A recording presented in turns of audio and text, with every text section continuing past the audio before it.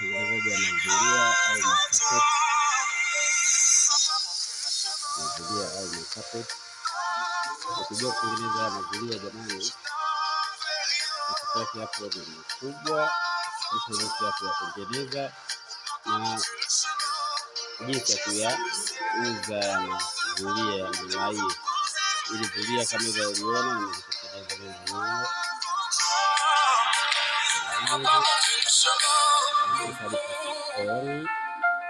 Ajili ya kupiga ni rahisi kutengeneza zulia kama hivi. Na sasa ndio kufundisha jinsi ya kulitengeneza.